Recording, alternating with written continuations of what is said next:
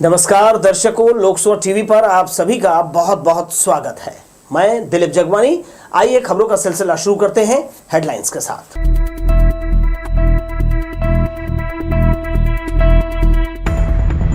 जयराम नरेश ने कहा, मोदी सरकार नगरनार के बाद बेच देगी भिलाई स्टील प्लांट। उनके पास मुद्दा नहीं, ध्रुवीकरण हथियार है। 8 प्रत्याशियों ने लिया नाम वापस। अब मैदान में 108 उम्मीदवार, सबसे ज्यादा बिल्हा में भीड़। धान खरीदी की हुई धीमी शुरुआत। दीपावली के बाद सोसाइटी में लगेगी उपज बेचने की होड़। और उत्साहपूर्वक मनाया गया पति की दीर्घायु का पर्व करवा चौथ। चंद्रमा के दर्शन के बाद पति के हाथों जल ग्रहण कर पूरा किया व्रत। हमारे न्यूज हेडलाइंस के प्रायोजक हैं doctor CV Raman university. Doctor CV Raman university, Kargi road, Kota, Bilaspur. हमारे न्यूज हेडलाइंस के सह प्रायोजक हैं Makhija test tube baby centre, Bilaspur. हम आपके परिवार को पूरा करते हैं। Makhija test tube baby centre and प्रसूति गृह। अब खबरों को देते हैं विस्तार। कांग्रेस सांसद जयराम नरेश ने बीजेपी को मुद्दा विहीन पार्टी बताया और कहा, देश की संपत्ति बेचने पर केंद्र सरकार आमादा है। मुख्यमंत्री के विरोध के कारण नगरनार स्टील प्लांट बच गया। प्रेस कॉन्फ्रेंस में उन्होंने छत्तीसगढ़ में फिर से कांग्रेस सरकार बनाने कई तर्क दिए। छत्तीसगढ़ के संदर्भ में कांग्रेस के राज्यसभा सांसद जयराम रमेश ने केंद्र सरकार की कलई खोली। बिलासपुर में पत्रकारों से चर्चा के दौरान उन्होंने कहा, बस्तर का नगरनार प्लांट बेचने की घोषणा नरेंद्र मोदी सरकार ने 2 बार की थी। जब मुख्यमंत्री भूपेश बघेल ने इसका विरोध किया तो पीएम और उनके गृह मंत्री अपने बयान से मुकर गए। 2020 में अक्टूबर के महीने में मोदी सरकार ने यह निर्णय लिया कि यहाँ steel plant, Nagarnar steel plant Chhattisgarh में, उसका हम निजीकरण करें। कांग्रेस पार्टी ने इसका विरोध किया। यहाँ के मुख्यमंत्री ने प्रधानमंत्री को खत लिखा, बघेल जी ने, और कहा कि हम इस इस्पात कारखाने का निजीकरण नहीं चाहते। 20 साल लगे हैं भिलाई के बाद ये बड़ा कारखाना यहाँ बना है छत्तीसगढ़। कांग्रेस केंद्रीय संचार विभाग के अध्यक्ष और राज्यसभा सांसद जयराम रमेश ने प्रेस कॉन्फ्रेंस में कहा, भाजपा के पास कोई मुद्दा नहीं है, वो ध्रुवीकरण में विश्वास रखती है। 15 साल की तुलना में छत्तीसगढ़ की भूपेश सरकार ने इन 5 सालों में सभी वर्ग को उसका अधिकार दिया, उनके हितों की रक्षा की है। उसे सत्ता में रहने का अधिकार है, अवसर फिर मिलेगा। सभी विपक्ष पार्टियों ने एक होकर सुप्रीम कोर्ट में भी हमने एक पिटीशन दिया है। ये ईडी और सीबीआई चुनाव के वक्त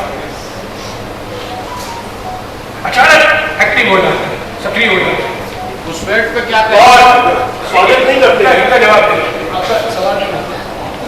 तो मेरा यह कहना है कि ईडी और सीबीआई ये मुद्दा ही बीजेपी है और ईडी और सीबीआई के सहारे ये चुनाव लड़ रहे हैं।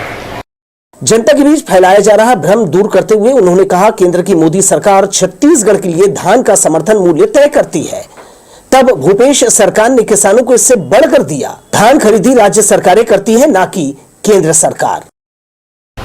केंद्र सरकार एमएसपी की घोषणा करता है।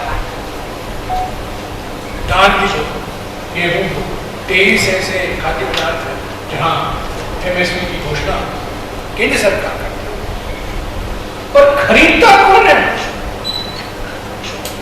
छत्तीसगढ़ में खरीद राज्य सरकार मार्कफेड करता है।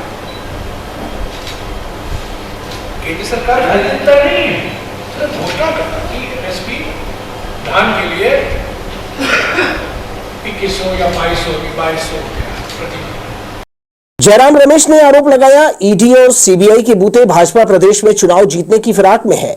उन्होंने यह भी आरोप लगाया कि संघीय ढांचा मजबूत करने का खोखला दावा करने वाले देश के प्रधानमंत्री केवल बोलते हैं, जबकि जिन राज्यों में कांग्रेस या दूसरे दल की सरकार है वहां उनका सौतेला व्यवहार और भेदभाव जारी है।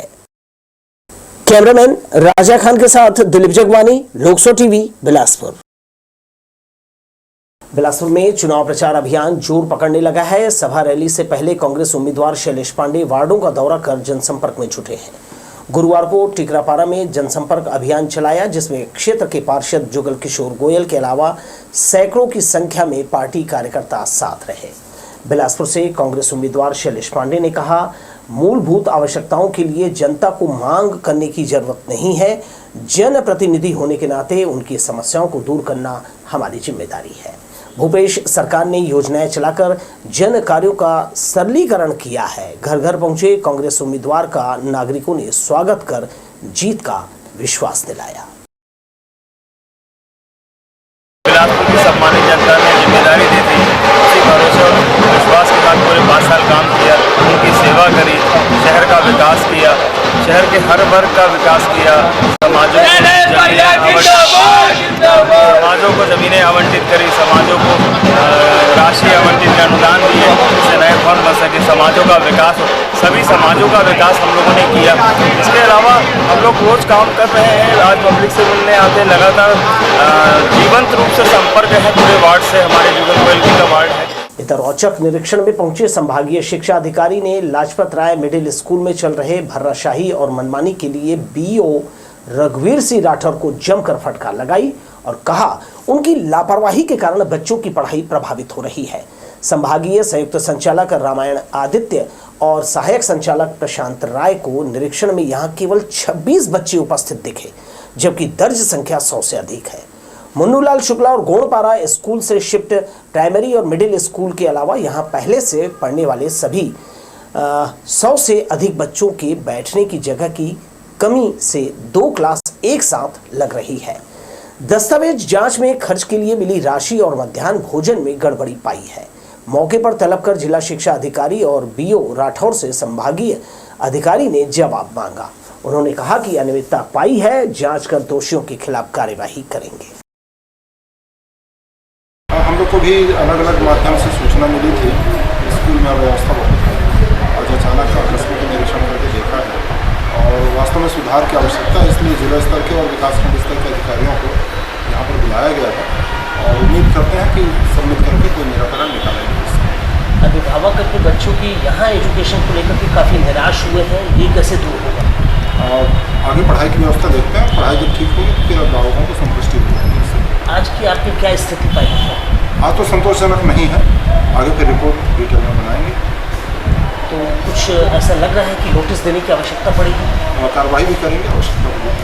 शहंशाहे छत्तीसगढ़ के नाम से मशहूर सूफी संत हजरत बाबा सैयद इंसान अली शाह लुत्रा शरीफ का 65वां सालाना उर्स का आगाज परचम कुशाई के साथ हुआ। पहले दिन दरगाह के सामने सद्भावना का प्रतीक चादर पेश देश विदेश की खुशहाली अमन चैन के लिए दुआ की गई। मान्यता है कि बाबा के इस दरगाह में मत्था टेकने से लोगों की मन्नतें पूरी होती है। सुबह से लेकर शाम तक तमाम श्रद्धालु यहाँ श्रद्धा भक्ति से पहुँचते रहे। सुबह से लेकर शाम तक यहाँ विभिन्न आयोजन किए गए। उर्स प्रबंधन समिति इस उर्स को बेहतर बनाने तमाम तरह के आवश्यक इंतजाम पूरा कर चुका था। लंगर से लेकर चाय नाश्ता तक हर एक चीज़ पर कमेटी के सदस्य नजर बनाए हुए हैं। निर्वाचन आयोग के जारी कार्यक्रम के तहत नामांकन भरने के बाद 2 नवंबर को नाम वापसी का दिन रहा। इस दिन निर्धारित समय में अलग अलग विधानसभा क्षेत्रों से नामांकन भरने वाले 8 प्रत्याशियों ने अपने नाम वापस लिए हैं। कुल 116 में 8 लोगों के द्वारा नाम वापस लिए जाने के बाद अब चुनाव मैदान में 108 प्रत्याशी रह गए हैं। इसके साथ ही 6 विधानसभा में 3 विधानसभा बिलासपुर, बिल्हा और बेलतरा में ईवीएम और वीवीपैट मशीन 1 की जगह 2 लगाई जाएगी। बिल्हा से विकास चतुर्वेदी, मनोज ठाकुर ने अपना नाम वापस लिया है। कोटा से जावेद खान, नेतराम साहू, रमेश यादव, इसी तरह बेलतरा से लवकुश साहू, जेठू साहू, तखतपुर से श्याम मूरत कौशिक ने अपना नाम वापस ले लिया है। अब ऐसे में कोटा विधानसभा क्षेत्र से 15 उम्मीदवार, तखतपुर से 14, बिल्हा से 23, बिलासपुर से 21, बेलतरा में 22 और मस्तूरी में 13 प्रत्याशी मैदान में है। विधायक प्रत्याशी के तौर पर मैंने अपना फॉर्म दिया हुआ था, लेकिन मैंने कांग्रेस को सपोर्ट किया है। सियाराम जी के मार्फत उसने आकर के मैं अपना समर्थन दिया हूं और मैं कांग्रेस के पक्ष में ही प्रचार भी करूंगा और जीत भी दिलाऊंगा। किराना दुकान की आड़ में शराब की अवैध बिक्री करने वाले युवक को पुलिस ने गिरफ्तार कर लिया है। आरोपी के कब्जे से पुलिस ने 14 लीटर कच्ची महुआ शराब बरामद की है, जिसकी कीमत 2800 रुपए बताई जा रही है।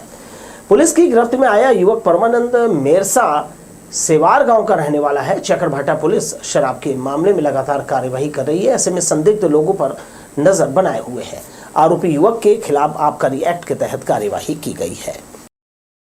एमआर संघ के पदाधिकारी और सदस्य गुरुवार को कोतवाली थाने का घेराव करने पहुंचे। संगठन के लोग दवा कंपनी क्लेरियस के मैनेजर सहित अन्य लोगों के खिलाफ कार्यवाही की मांग कर रहे थे। दरअसल एमआर एसोसिएशन में शामिल दुर्गेश कुमार राठौर के मुताबिक 30 अक्टूबर को उसके साथ कंपनी के मैनेजर और अन्य लोगों ने मारपीट की, जिसकी रिपोर्ट कोतवाली थाने में नहीं लिखी गई, जबकि दूसरे पक्ष की रिपोर्ट उनके खिलाफ जो है लिख ली गई। नाराज मेडिकल रिप्रेजेंटेटिव संघ के लोगों ने कार्यवाही नहीं होने पर उच्च अधिकारियों से शिकायत किए जाने की बात कही है। वहीं दूसरी ओर थाना प्रभारी का कहना है कि मारपीट उनके थाना क्षेत्र में नहीं हुई है। साथ ही शिकायत में अपहरण कर मारपीट किए जाने का उल्लेख किया गया है, जबकि जांच में ऐसा कुछ नहीं पाया गया है। हमारा एफआईआर दर्ज नहीं हो रहा है। पहले हम लोगों ने यहाँ आवेदन दिया था, हमारे पदाधिकारियों के साथ झूमाझट की हुई। एक वीडियो को दूसरे एंगल से लेके यहाँ पे पुलिस ने दिखा दिया कि आपके लोग मारपीट कर रहे हैं करके, लेकिन हमारी बात नहीं लिखी जा रही है और उनकी बात लिख ली गई है एफआईआर। पुलिस का क्या कहना है? पुलिस का कहना है कि आप प्रूफ लेके आइए, आप भी फुटेज लेके आइए तो हम एफआईआर लिखेंगे। यहाँ से जो मेरे को लेके गए, मार के जबरदस्ती लेके गए, कॉलर पकड़ के बिना मतलब का, जिसका कोई रीजन नहीं था। कंपनी में ऑलरेडी रिजाइन कर चुका था। हाँ, ऑफिस ले जाके मारे और जबरदस्ती मेरे से 3 ब्लैंक चेक पे साइन करवाए हैं। रिजाइन लेटर भी डाला था मेल पे और उधर रिप्लाई भी आया था ओके करके। उसके बावजूद भी मेरे साथ ये हुआ है। मेरे थाने क्षेत्र का घटना नहीं है। मेरे प्रार्थी को जो मारपीट किया गया है वो मेरे थाना क्षेत्र है। अच्छा। और दुर्गेश के साथ जो भी घटना घटी है वो सिविल लाइन थाना क्षेत्र। छत्तीसगढ़ में विधानसभा चुनाव को लेकर बाजार गर्म है। चुनाव के बीच बुधवार यानी 1 नवंबर से समर्थन मूल्य पर धान खरीदी की शुरुआत हो चुकी है। पहले दिन छत्तीसगढ़ के 20 जिलों में 25,000 मीट्रिक टन धान की खरीदी दर्ज की गई। वहीं बिलासपुर जिले में विक्रय किए गए धान की कुल मात्रा 1243.20 क्विंटल रही। विधानसभा चुनाव के लिए प्रदेश में 2 चरणों में मतदान होना है। इस बीच छत्तीसगढ़ में धान की खरीदी शुरू हो गई है। हालांकि आचार संहिता लगने से खरीदी के लिए बायोमेट्रिक का उपयोग नहीं हो पाया। साल 2023 में राज्य सरकार ने बायोमेट्रिक पद्धति से धान खरीदने की शुरुआत की। अभी धान खरीदी केंद्रों तक बायोमेट्रिक मशीनें जो है उपलब्ध नहीं हो पाई है, क्योंकि समय रहते इसके लिए टेंडर नहीं किया जा सका। अब सोसाइटी में पुरानी पद्धति मतलब टोकन प्रक्रिया के तहत धान खरीदी की जा रही है। बायोमेट्रिक मशीन का जो ऑर्डर होना था उसमें थोड़ा सा डिले हुआ, कुछ दिनों में वो आ जाएगा। तब तक के लिए जो पुराने साल का व्यवस्था था वही लागू है। इसमें खरीदी में किसी प्रकार का कोई व्यवधान नहीं। बिलासपुर जिले की बात करें तो धान विक्रय के लिए पंजीकृत किसानों की संख्या 1,30,698 है। सभी 140 धान उपार्जन केंद्रों में सभी तरह के इंतजाम खरीदी संबंधित किए गए हैं। जिला विपणन अधिकारी ने बताया कि जिले के 6 उपार्जन केंद्रों कड़ार, करगीकला, गिरधौना, ढनढन, दैजा, मोच में कुल 33 कृषकों द्वारा टोकन लेकर समर्थन मूल्य पर धान का विक्रय किया है। इसी तरह लखराम खरीदी केंद्र में 62 क्विंटल धान की खरीदी की गई है। विक्रय किए गए धान की कुल मात्रा 1243.20 क्विंटल है। जिले में भी 140 उपार्जन केंद्रों के माध्यम से धान खरीदी किया जाना है। अभी तक में 14 धान खरीदी उपार्जन केंद्र जो हैं यहाँ से धान खरीदी प्रारंभ हो चुका है। लगभग 2000 क्विंटल धान हम लोग खरीद चुके हैं। राजनीतिक जानकारों का मानना है कि चुनावी सरगर्मियों के बीच छत्तीसगढ़ में न्यूनतम समर्थन मूल्य पर धान खरीदी हो रही है, जिसका फायदा मौजूदा सरकार को कहीं न कहीं किसानों से मिलेगा। यही कारण है कि चुनावी सरगर्मियों के बीच होने वाली धान की खरीदी किसानों को पिछले 5 सालों में मिले उनके मुनाफे को याद दिलाएगी। वहीं भूपेश सरकार से मिलने वाले समर्थन मूल्य को लेकर की गई घोषणाएं किसानों को प्रभावित कर सकती है। लोकसभा टीवी के लिए कैमरामैन जय साहू के साथ भूपेंद्र राठौड़ की रिपोर्ट। 1 नवंबर को अचानकमार टाइगर रिजर्व के अंतर्गत जंगल सफारी पर्यटकों के लिए खोल दिया गया। सहायक संचालक अचानकमार टाइगर रिजर्व कोर के द्वारा हरी झंडी दिखाकर जंगल सफारी की जिप्सी जो है वो रवाना की गई। इस दौरान वन परिक्षेत्र अधिकारी अचानकमार और अन्य स्टाफ मौजूद रहे। सुबह पाली में जंगल सफारी के लिए पहुंचे पर्यटकों का गुलदस्ता भेंट कर उनका स्वागत किया। सतपुड़ा मैकल की पहाड़ियों में अचानकमार टाइगर रिजर्व घिरा हुआ है। जंगल सफारी के लिए 7 जिप्सी और 1 बस उपलब्ध है। सैर के दौरान यहां पर्यटकों को टाइगर, तेंदुआ, भालू, सोनकुत्ता, बाइसन, चीतल, सांबर जैसे वन्य प्राणी देखने का अवसर मिलता है। राष्ट्रीय राजमार्ग बिलासपुर रायपुर मार्ग में रोजाना हादसा हो रहा है। हादसे की वजह सड़क पर बेवजह खड़े वाहन, जिसके चलते कई बार दुर्घटना हो रही है।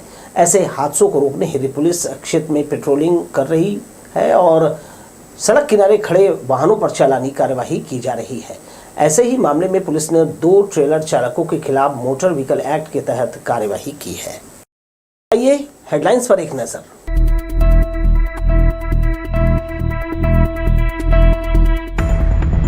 जयराम नरेश ने कहा, मोदी सरकार नगरनार के बाद बेच देगी भिलाई स्टील प्लांट। उनके पास मुद्दा नहीं, ध्रुवीकरण हथियार है।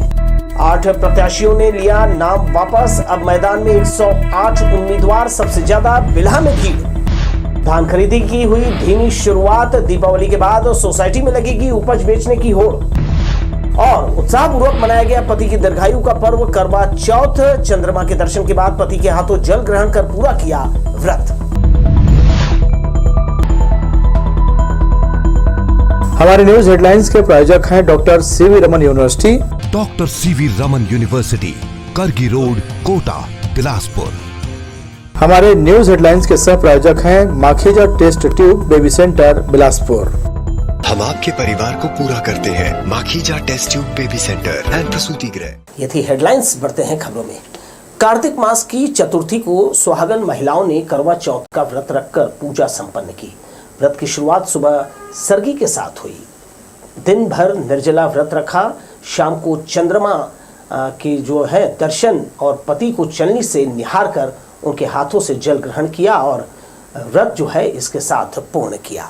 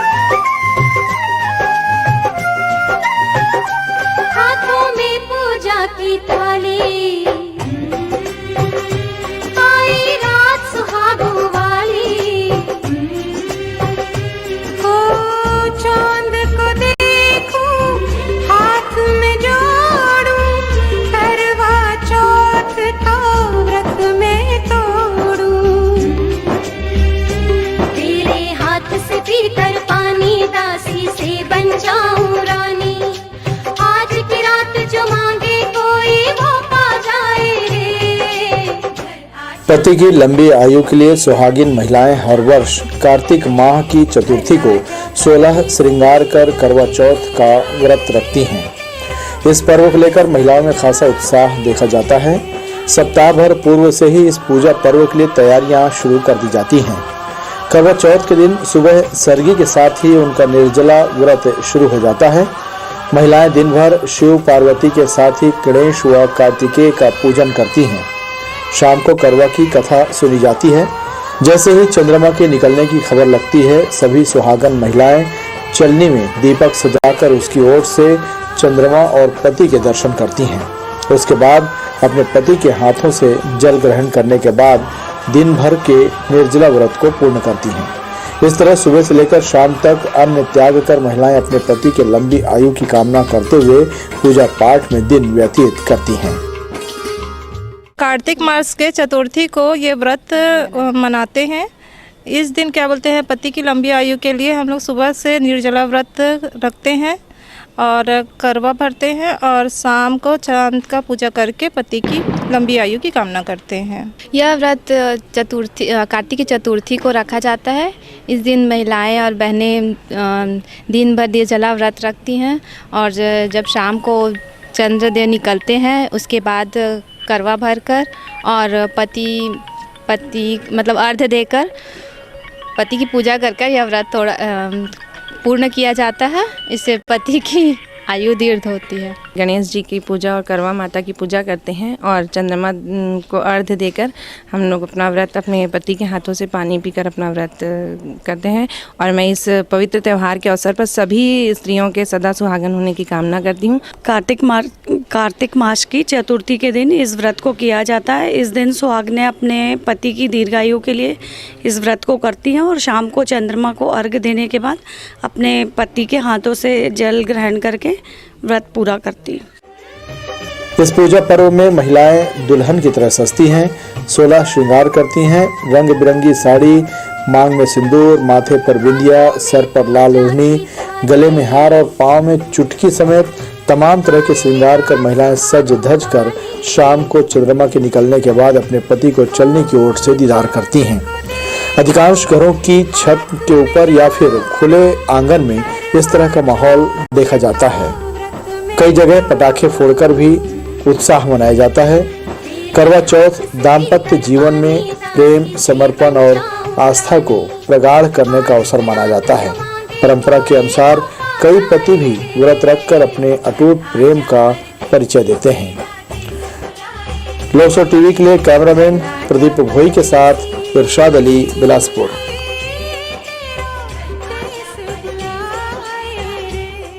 भारतीय परंपरा में सुहागन महिलाओं के द्वारा अखंड सौभाग्य की प्राप्ति के लिए कई तरह के जो है जतन किए जाते हैं, त्योहार मनाए जाते हैं। इनमें तीज, करवा चौथ जैसे पर्व भी शामिल है। ये प्रकृति से जुड़े हुए हैं।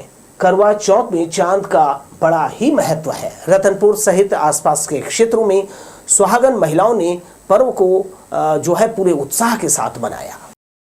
सारा दिन भूखी प्यासी रहकर पति की दीर्घायु के लिए नारी शक्ति के समर्पण का पर्व करवा चौथ उत्साह के साथ मनाया गया। इस वर्ष आसमान में बादलों का डेरा था। इसके बाद भी महिलाओं में करवा चौथ के प्रति उत्साह में कोई कमी नजर नहीं आई। रतनपुर सहित आसपास के गली मोहल्लों में करवा चौथ का पर्व श्रद्धा भक्ति के साथ मनाया गया। इस अवसर पर 16 श्रृंगार तथा विभिन्न नवीन परिधानों से सुसज्जित महिलाओं के दमकते रूप श्रृंगार को देखकर ऐसा लगा जैसे चांद भी शर्मा कर बादलों की ओट में छुप गया हो। विभिन्न क्षेत्र की महिलाएं अपने अपने घरों की छत में चांद का दीदार करने की खातिर आसमान पर नजर टिकाए हुए थी। लंबे इंतजार के बाद चांद आसमान में नजर आया। उसके बाद शुरू हुआ महिलाओं में पूजा पाठ का सिलसिला, जिसमें महिलाएं एकजुट होकर सामूहिक रूप से धूप, अक्षत, पुष्प, धूप, दीप और पंचामृत से अभिषेक करते हुए विधिवत गौरी गणेश की पूजा पाठ की। सुबह से ही निर्जला हैं और सभी अपनी पति की लंबी आयु के लिए ये व्रत रखती हैं और चांद को देखकर छन्नी से दिए के द्वारा इस व्रत को खोलती हैं और अर्घ देकर पति के द्वारा इस व्रत को खोला जाता है। और हम सभी को बहुत खुशी है कि ये त्यौहार हमेशा हम सबके जीवन में आए और हम सबको सौभाग्यशाली बनाते रहें। सुबह से पूजा की तैयारी में लगे हुए हैं। सुबह से पूजा की तैयारी करते करते अब शाम हो गया है। शाम में हम सब इकट्ठा हुए हैं और इकट्ठा होकर पहले गौरी गणेश जी का पूजा किए हैं, फिर करवा माता का पूजा किए हैं जो फ़ोटो रखे रहते हैं उसका, और उसके बाद फिर चंद्रमा का पूजा करेंगे, दूध से अर्घ देंगे उनका। करवा माता को लाल चुनरी और श्रृंगार के सभी सामान अर्पित करते हुए करवा माता की आरती उतारी गई और अंत में दूध का अर्घ देने के पश्चात चलनी के माध्यम से चांद का दीदार करने के साथ ही पति के हाथों से जल पीकर इस व्रत को पूर्ण किया गया। लोकसभा टीवी के लिए रतनपुर से विजय दानिकर की रिपोर्ट। रेत की कीमत बढ़ने की वजह से अब मकान निर्माण की लागत अचानक बढ़ गई है। घाट बंद होने से पहले तक रेत जो है प्रति ट्रैक्टर 900 से 1000 रुपए में मिल रहा था और अब 1500 से 2000 वसूले जा रहे हैं। रेत की कीमत को नियंत्रित करने के लिए राज्य सरकार द्वारा घाटों को निजी हाथों में सौंपना लोगों को भारी पड़ रहा है। माइनिंग अधिकारियों की मिलीभगत से रेत उत्खनन के नियमों की धज्जियां उड़ाई जा रही है। शाम को उत्खनन में पाबंदी होने के बावजूद देर रात तक खुदाई की जा रही है। बगैर रॉयल्टी रेत उत्खनन की आड़ में माइनिंग विभाग के अफसर ट्रैक्टर चालकों से 300 से 600 रुपए तक वसूल रहे हैं। नतीजा मकान बनाने वालों से रेत की कीमत बढ़ाकर ली जा रही है। इसका सीधा असर जो है मकान निर्माण करने पर पड़ रहा है, खासतौर पर मध्यम और निम्न वर्गीय परिवारों पर जो है भारी पड़ रहा है। जिस तरह से हमने बताया कि रेत का उत्खनन और इसमें मिलीभगत से जो बंदरबाट होती है, तो इसका सीधा असर उपभोक्ताओं पर पड़ता है। अगर नेता भी चुनाव लड़ते हैं और आपको प्रलोभन देते हैं, तो ये मान के चलिए कि 5 सालों तक वो सेवा के आड़ में आपसे किस तरह का बर्ताव करेंगे। इसका सीधा असर इस पर भी पड़ता है। यानी आपकी ये मानसिकता भी जम जानी चाहिए, बन जानी चाहिए कि हमें किसी बहकावे, किसी लालच में नहीं आना है और अपने मत का जो प्रयोग है वो बिल्कुल निश्चित होकर करना है कि कहीं कोई गड़बड़ी ना होने पाए। प्रलोभन नहीं, सिर्फ अपना अधिकार जो है वोट करने का, उसे आप पूरा कीजिए। इसके साथ ही मुझे दीजिए विदा और आप देखते रहिए लोक 100 टीवी। नमस्कार।